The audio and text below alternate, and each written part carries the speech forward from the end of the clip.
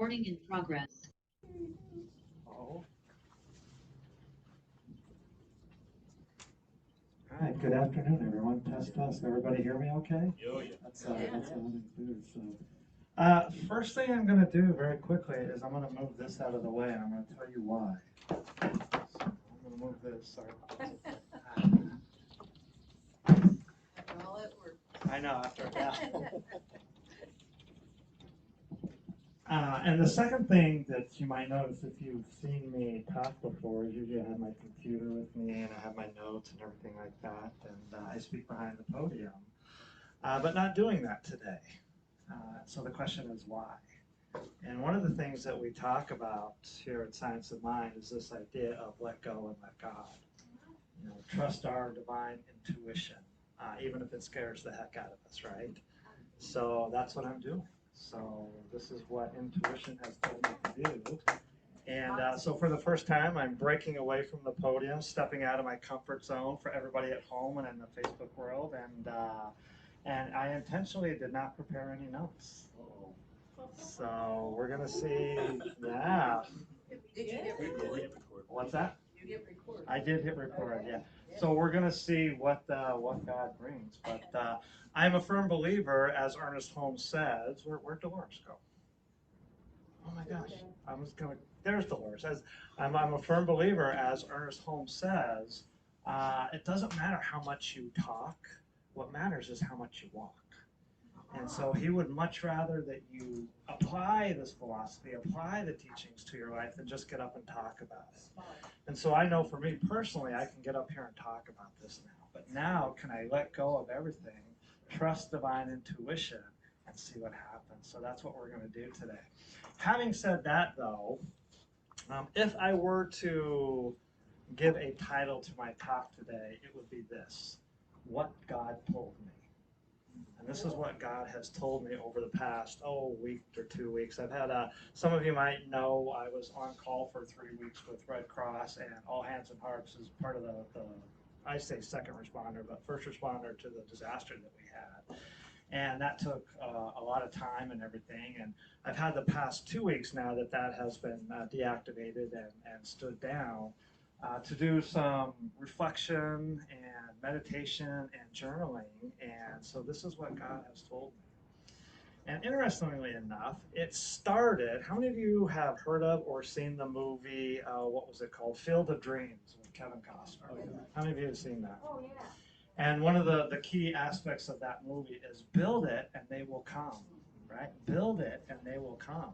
And of course, in the movie, the it that they refer to is what? The baseball field. Right. Or I guess, was it baseball or softball? I think it was baseball field. And that movie came out in the early 90s, I believe, and soon thereafter, the dot-com industry and the emergence of the internet came on. And everybody did the dot-com. Build it and they will come. Build it and they will come, meaning build your dot-com business and they will come. And of course, what happened to the dot-com business? It crashed. It was like a bubble that blew up. Something very similar happened about 3, 4, 5 years ago. There's been an emergence, which is part of what I do now, of coaching online. Health coaching, wellness coaching, spiritual coaching, everything like that. And kind of something very similar. Oh, build it, build it, build it, and they will come. And all of a sudden, a lot of people went, not that easy. And about a year ago, I remember this. I was sitting at home, and I'm like, you know what? I think we've got the it part wrong. Okay? The it is not the business. Build the business and they will come. I thought, no, something's not right about that.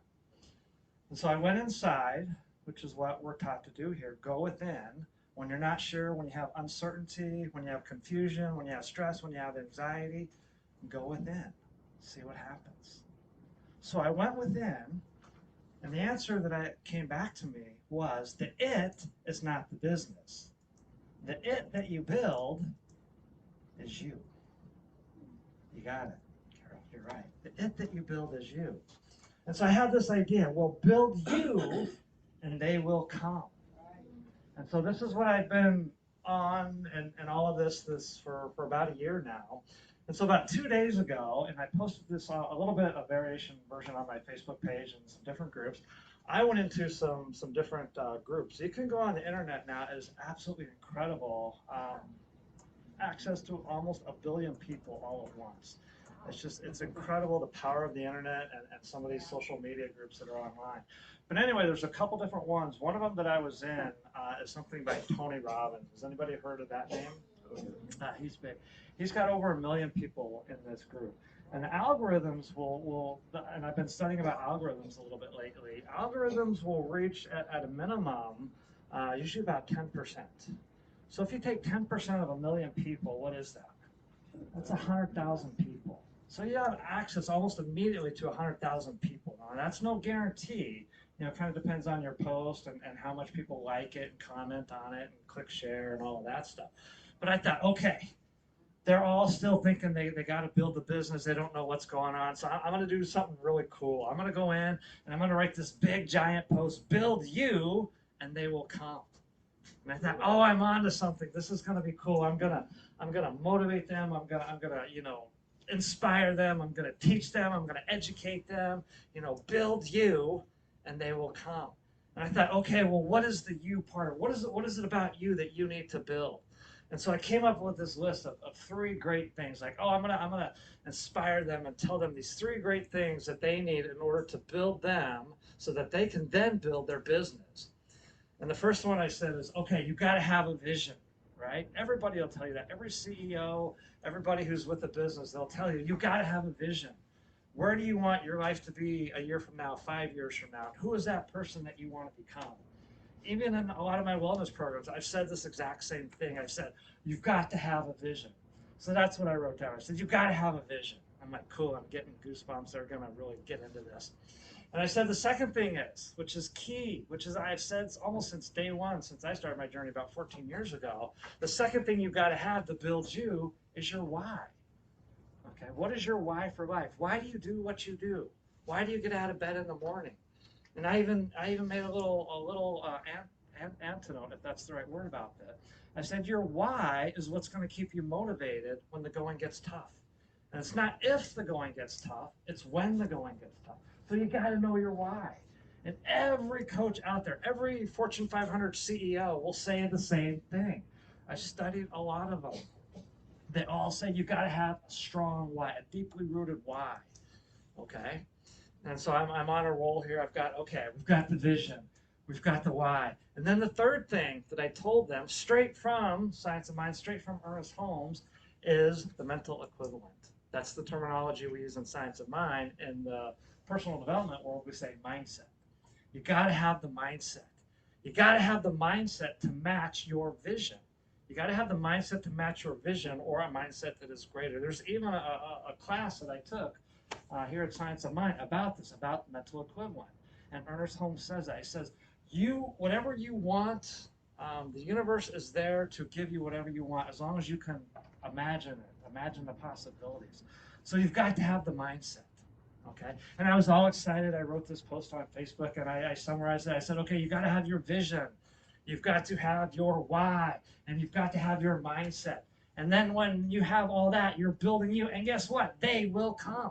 And I said, well, what is the they? What is they? And I just summarized it by saying, they is your dreams, your goals, your aspirations, all of that. So build you, and your dreams will come. Build you, your aspirations will come.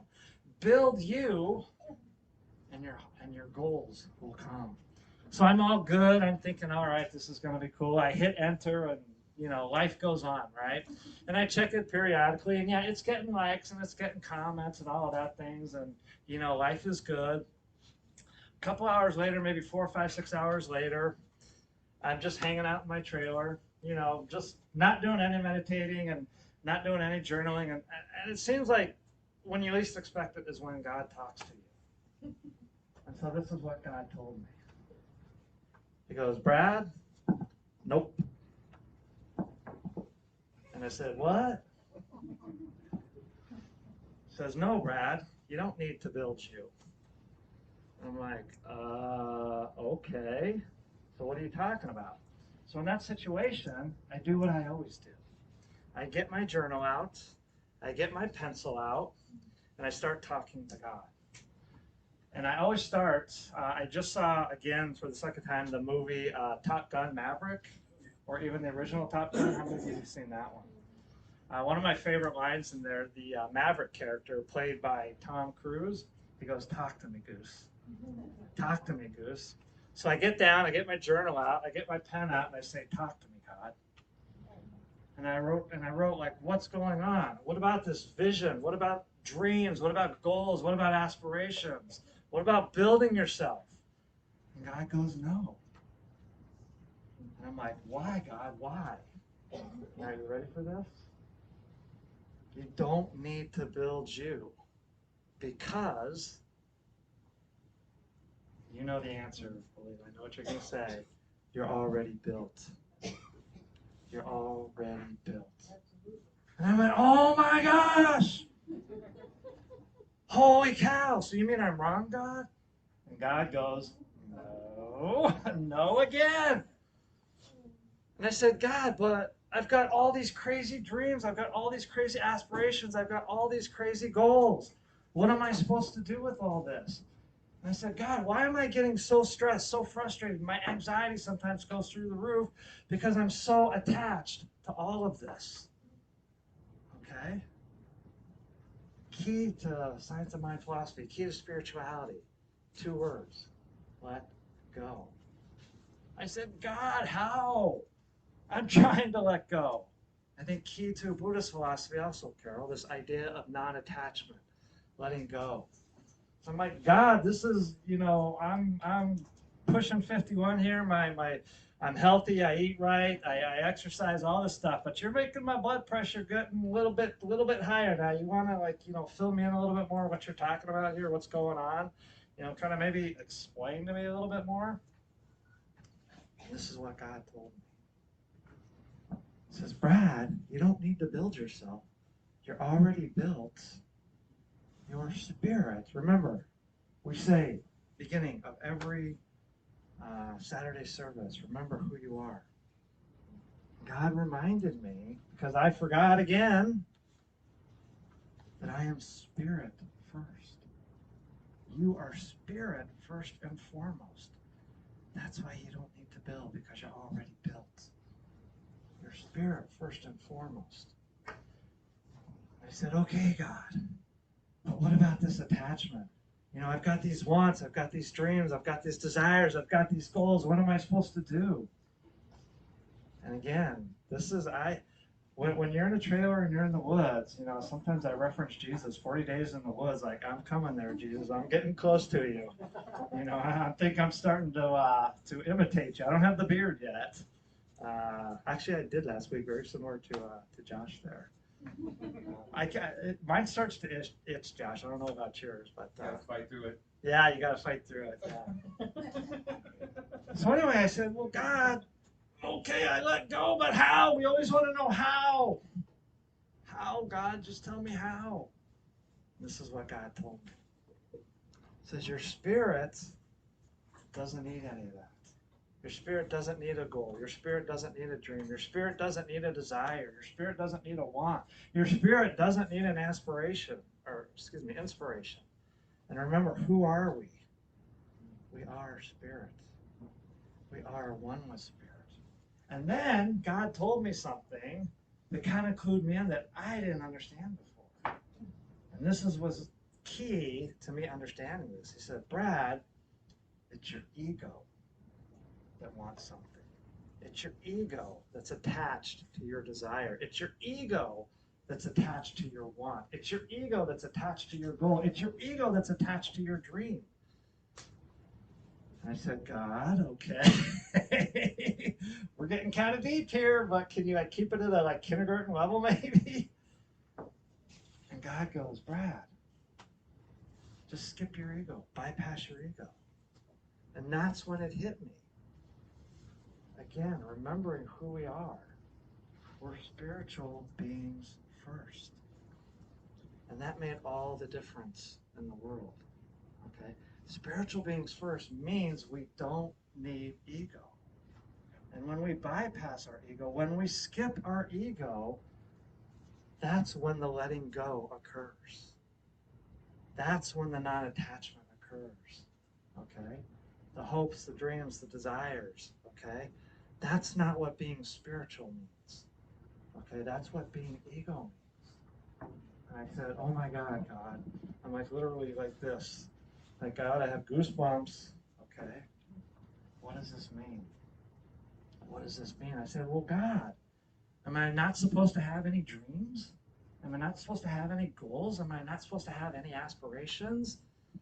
This is what God told me. God said, no. Of course you can have dreams. Of course you can have goals. Of course you can have aspirations. But you don't need them. And now you can go forth in the world and still have a goal, still have a dream, still have an aspiration. But now the difference is you're doing it from spirit, from love. What is spirit? Remember, spirit is love. You're doing it from a place of love. You're not doing it from a place of ego, from a place of attachment. And I said, oh my God, where are we going with this? Okay. So I said, this is great. Now what do I do with this? You know, how do I take this out into the real world? Okay. I said, God, I've got goals, I've got dreams, I've got aspirations. And especially, you know, how do I take this out into the real world when it's the hustle culture, when it's the 9 to 5? How many of you are kind of in that 9 to 5 hustle culture still a little bit? Okay, some of you are retired, but even if you're retired, I'm guessing you're still pretty active, right, Walida? Yeah, Dell, you still got a lot going on. How many of you still got a lot going on? Okay. It's like, God, how am I supposed to do this? How am I supposed to take all of this, let go, still have all of this, and still manage somehow in the 9 to 5 modern world? God, talk to me again. I should show you all my journals sometime. It's pretty crazy. And God said it's the same thing. Remember, you are a spiritual being first. And I said, God, okay, I'm a spiritual being, but how do I do that in the real world when it's crazy and I've got 50 million things going on? Very simple. God took me back to an exercise that I've done many, many times in my life. Okay, take 5 to thrive. I said, okay, God, so am I supposed to go like just off by myself for 5 minutes and do something like that? And God said, yes, yes. And that's when I started to realize something else I understand. Okay? You've let go of ego. Okay? You've let go of this idea of non-attachment. Okay? So what comes next in the real world? Okay? And God said this. The most important relationship that you have. Okay? God wants us to take care of ourselves because remember, who are we? One with God. And so God said, I want you to take care of yourself. I'm like, God, what does that mean? And God literally goes, I want you to be selfish. I'm like, God, what are you talking about? And God said, being selfish doesn't mean that you don't care about the other people in your life. God says being selfish means you care enough about yourself to bring the best version of you into the world. And I went, whoa. So when you go home, a part of the takeaway message is this. When you go home, be selfish. What do I mean by that? Take care of yourself. Take 5 minutes for yourself. Because when you take that 5 minutes for yourself, what happens? You can bring forth the vibration into the world that you want to be. Okay? How many of you want more love in your life? How many of you want more peace in your life? How many of you want more joy in your life? Dale's like, I don't know, maybe a little bit. Of course, we all want that, right? But how do we get it unless we can give it? And how do we give it unless we can be it? Okay? And so I always say now, in my teachings, my coaching, be the change that you want to be, that you want to see in your life. Be the change that you want to see in your life. So what is that change?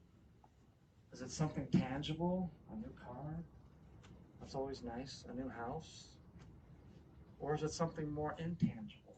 Peace, joy, love, all that good stuff. And so then God said this final reminder to me. Because again, like you said, it's about remembering who we are. I said, God, I always do this at the end of my journaling sessions. I say, God, summarize all this for me because it's a lot. This is heavy stuff. And he says, Brad, you don't need to build you because you're already built. But there was a but. But the way you get from where you are to where you want to be in your life is to let go. Because the thing you want is already there. And when you let go, then you have the freedom to attract into your life. And I said, God, whoa, this is some heavy stuff. But when we let go, and then when we let God guide us, like I'm doing here today, none of this has been planned. Okay? I'm just trusting God through the flow of the universe to come through me right now. When we let go, okay, we build ourselves by letting go. That's how we build ourselves. Okay? And when we let go and we build ourselves by letting go, then they will come. Only this time, what is the they? What is the they? They will come. Let go and you will automatically build. They will come. And what is they this time? Is it your goal? No. Is it your dream? No. Is it your hope? No. Is it your aspiration? No. What is they? It's your joy. It's your peace. It's your love. And that's what life is about. And I said, God, I think I'm starting to understand. And then God said one more thing to me. He said, Brad, that's your job. And I said, what? Like, uh-oh. I said, my job is to let go? He said, yes. I'm like, well, what else do you mean, God? He said, your job, meaning me, Brad, my job is not to get up in the morning and make my coffee. My job is not to get up in the morning and make my bed, even though that's all good stuff. My job is not to get up in the morning and exercise. My job is not to get in my car and drive to the church and give this talk. My job is not to go to my regular 9-to-5 job. Come see me at the Performing Arts Center anytime if you happen to want to see a play. God said, Brad, you have one job. And does it pay? And God goes, Brad, your one job is this.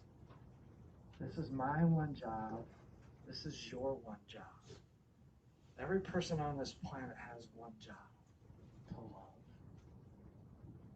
To love. That's it. Pretty simple. This is coming. This is what God told me.